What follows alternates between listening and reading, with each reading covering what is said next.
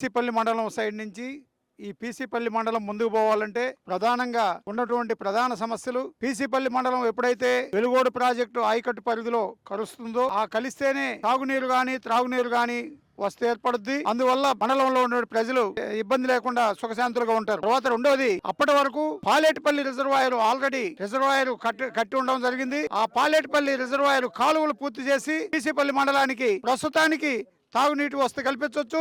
అందువల్ల ఈ కిడ్నీ పేషెంట్లు అలాంటి రోగాలు రాకుండా ఉంటాయి. రెండోది, తర్వాత ఈడ వైద్య సౌకర్యానికి వచ్చేసి పీసీపల్లిలో ఉన్నటువంటి పిహెచ్ సెంటర్ని 50 పడకల ఆసుపత్రిగా చేస్తే వైద్య సౌకర్యాలకు ఇబ్బంది లేకుండా ఉంటుంది.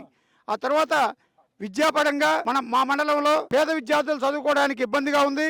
కాబట్టి సరైన హాస్టల్ వసతి కల్పించాల్సిందిగా కూడా ఈ సందర్భంగా కోరుతూ ఉన్నాం. కాబట్టి ఇవన్నీ జరగాలంటే కూటమి ప్రభుత్వం పోవాలా, జగన్మోహన్ రెడ్డి ప్రభుత్వం రావాలా, ఇక్కడ దద్దాల నారాయణ యాదవ్ గారు ఎమ్మెల్యే కావాలా. దద్దాల నారాయణ ఎమ్మెల్యే అయితేనే పీసీపల్లి మండలం మీద ప్రత్యేక శ్రద్ధ పెట్టడం జరుగుద్ది. ఆ దద్దాల నారాయణ యాదవ్ వల్ల మాత్రమే ఈ యొక్క సౌకర్యాలు మా మండలానికి కలగడానికి, ఈ పీసీపల్లి మండలం సుఖశాంతులుగా ఉండడానికి అవకాశం ఉంటుందని మేము ఈ సందర్భంగా తెలియపరచుకుంటున్నాం. అంటే మీరే కూటమి ప్రభుత్వం పోవాలంటున్నారు.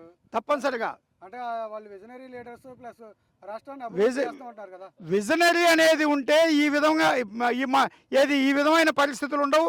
ఈ విధమైన పరిస్థితులు కరువు కాటకాలతో అల్లాడే పరిస్థితులు ఉండవు.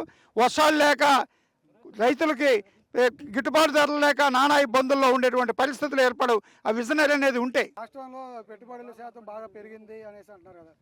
డెవలప్మెంట్ అయినాయి బ్రహ్మాండంగా కార్పొరేట్ స్కూళ్ళు, కార్పొరేట్ వాళ్ళ అనుయాయులు స్కూళ్ళు, వాళ్ళ అనుయాయులు హాస్పిటళ్ళు, వాళ్ళ అనుయాయులకు ఉన్నటువంటి ఆస్తులు అన్ని బ్రహ్మాండంగా పెరిగినాయి. వాళ్ళ సొంత మనసులో ఆస్తులు అవకాశాలన్నీ పెరిగినాయి. అంతేగాని కూటమి ప్రభుత్వంలో ప్రజలకైతే వనగూడింది ఏమీ లేదు, నథింగ్. తర్వాత ఈ రైతుల పరిస్థితి ఎలా ఉందంటారు? రైతుల పరిస్థితి అగమ్యగోచరంగా ఉందని ఇప్పుడు దాకా చెప్పుకున్నాం. రైతులందరూ మాట్లాడడం జరిగింది.